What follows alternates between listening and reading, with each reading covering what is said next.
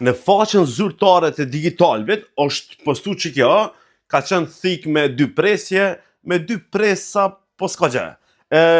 Okej, bëni ajgare për klikime s'është problem, i keni blek këta me pare, si që duket po paguni shumë për këta njerëz që pi denigroni, pi bëni qatë keni qef me ta, por një gjë është e sigurt.